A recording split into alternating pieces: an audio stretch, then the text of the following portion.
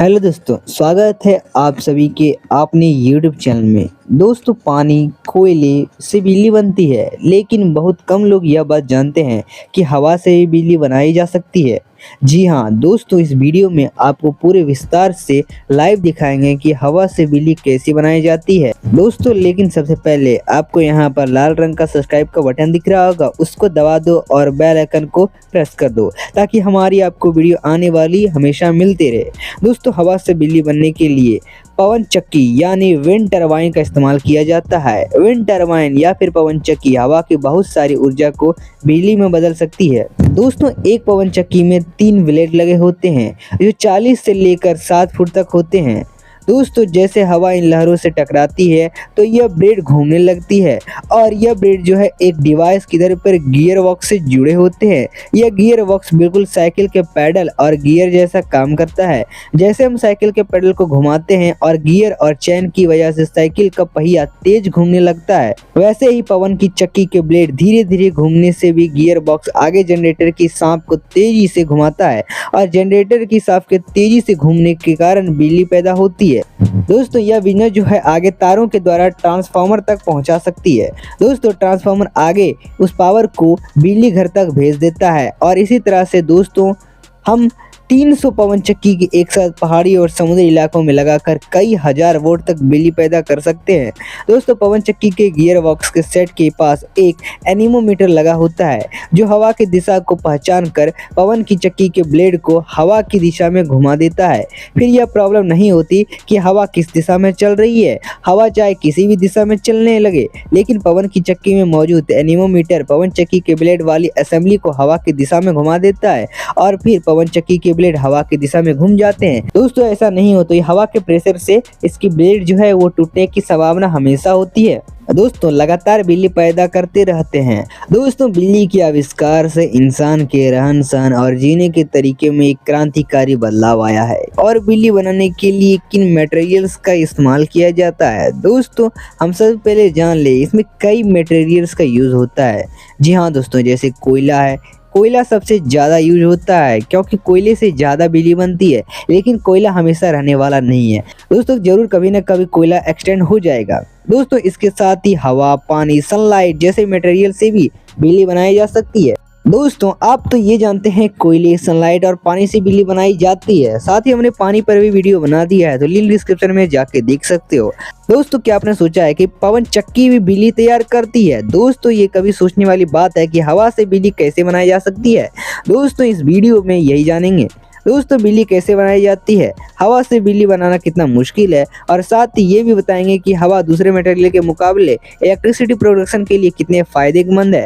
दोस्तों, हवा से बिजली के बनने की प्रोसेस को डिस्कस करने से पहले हम इससे रिलेटेड एक इम्पोर्टेंट कॉन्सेप्ट को समझ लेते हैं। दोस्तों, एनर्जी यानी ऊर्जा एक ऐसा चीज है जिन्हें ना बनाया जा सकता है ना इसको खत्म किया जा सकता है।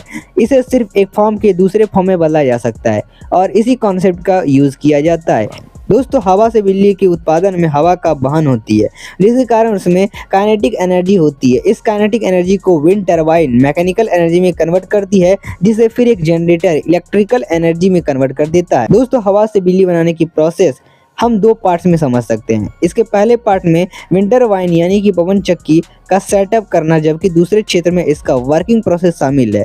सबसे पहले हम पहले पार्ट यानी पवन चक्की के सेट के करने के बारे में समझते हैं। दोस्तों, एक सही जगह को सिलेक्ट करने के बाद विंड टरबाइन को वहां इंस्टॉल किया जाता है। दोस्तों, टावर को कई सेक्शन में बांटा जाता है और कई क्षेत्रों में बनाकर फिर उसे आपस में जोड़ दिया जाता है। टावर के सभी सेक्शन को हलो इलेक्ट्रिक शॉप में होते हैं और टावर का सबसे निचला क्षेत्र सबसे ज़्यादा डायमीटर का होता है, जबकि सबसे ऊपर वाला क्षेत्र सबसे कम डायमीटर का होता है। दोस्तों, यानी खाने का मतलब ये है कि दोस्तों वेबसाइट बनाने के साथ साथ टावर का डायमीटर घटाना है। इसके पीछे की वजह यह है कि सबसे ज्यादा लोड सबसे नीचे की एक्शन पर आता है। दोस्तों, इससे आप सिंपल सा ये समझो कि आप कभी एक डंडे को गाड़ रहे हो तो आप गाड़ो को जमीन खोद के और किसी न किसी एक साइड को आपको घुसाना है, लेकिन आप जिस साइड से घुसा रहे हो जमीन में तो उस पर ज्यादा लोड बन रहा है ताकि वो क्या कर सके, अच्छे से खड़ा हो सके, क्योंकि उस पर लोड बन रहा है। लेकिन वही ऊपर वाली बात करें, ऊपर वाला तो हिस्सा आराम से खड़ा है, तो यही यहाँ पर बात निकल के आती है। दोस्तों, इसके साथ ही टावर को खोखले यानी कि हलो भी बनाया जा सकता है। दोस्तों, इनसे सभी केबल्स को टावर के अंदर सेट कर दिया जाता है जिससे कि केबल साफ है। इसका एक फ़ायदा ये भी होता है कि पूरा तार कम वेट का होता है, इससे बने खर्चे अभी कम आते हैं। उस टावर के अंदर सीढ़ी बनी होती है जिससे उसे पवन चक्की यानी वेंडर टरबाइन की रिपेयरिंग के दौरान किया जाता है। अगर टावर होलो नहीं बनाया जाता तो एक अलग से सीधा का इंतजाम करना पड़ता है, जिसके कारण खर्च और बढ़ जाता है। दोस्तों, इसका हाइट भी इलेक्ट्रिसिटी जनरेशन में एक इम्पॉर्टेंट फैक्टर होता है। हाइट के बढ़ाने से एनर्जी ज़्यादा प्रोड्यूस की जा सकती है, लेकिन इसमें प्रॉब्लम ये होती है कि उसे उस सपोर्ट देने के लिए एक्स्ट्रा एफर्ट की ज़रूरत पड़ती है। इसे एनर्जी जनरेशन का कष्ट पता होता है। हालांकि आज के समय में टावर की हाइट जो है 32 स्पीड से 500 फीट तक होती है। टावर को खड़ा करने के बाद इसके ऊपर ब्लेड और हब को सेट करना पड़ता है। जनरली सभी पवन चक्की में 3 ब्लेड लगे होते हैं। ब्लेड की लंबाई दोस्तों 170 फीट से ज़्यादा भी होती है और यह अलग जगह पर उसके एरिया के हिसाब से बदला जाता है। दोस्तों, इसके साथ पवन चक्की में एक ऐसी जगह पर होती है जहां पर अच्छी सड़क नहीं होती, तो इन सब प्रॉब्लम को देखते हुए ब्लेड्स को स्लाइड तक पहुंचाने के लिए स्पेशल ट्रैक्टरों का इस्तेमाल किया जाता है, जो साइज में भी बड़े होते हैं और ख़राब रास्ते पर भी आसानी से चल जाते हैं। और ब्लेड को रोटर हब पर फिक्स कर दिया जाता है। लेकिन दोस्तों, यहाँ पर ब्लेड को रोटर पर फिक्स 2 तरीके से किया जा सकता है।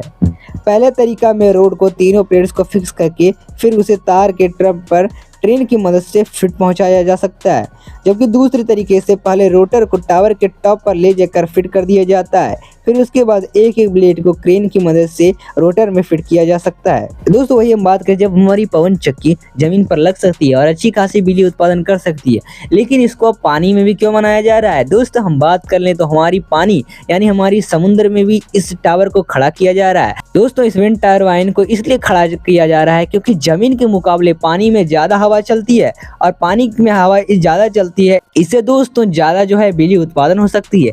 दोस्तों, लेकिन यहाँ पर बात ये निकल के आती है कि जब ज़्यादा हवा चलने लगे तो ब्लेड का टूटने का आशंका होती रहती है। दोस्तों, इसके लिए ब्लेड को एकदम सीधे सीधे आपके फैन की तरह नहीं बनाया जाता है। जब आप अपनी एक देखो नाव को, एक बोट को या फिर एक शिप कुछ नीचे की ओर ट्रायंगल टाइप का बना होता है ताकि अच्छे से पानी में फ्लोट कर सके, ठीक उसी तरह से ब्लेड को बनाया जाता है, क्योंकि जब हवा आएगी तो हवा अच्छे से इसके आर पार हो सकेगी। दोस्तों, इसके साथ टरबाइन में एक मशीन फिट हुआ होता है जिससे ये पता चलता है कि हवा कौन से डायरेक्शन में जाने वाली है और जिस डायरेक्शन में हवा चलती है उसी डायरेक्शन में उस ब्लेड को घुमा दिया जाता है।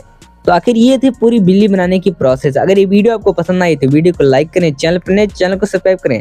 दोस्तों, फिर मिलते हैं एक रोमांचक वीडियो के साथ। धन्यवाद।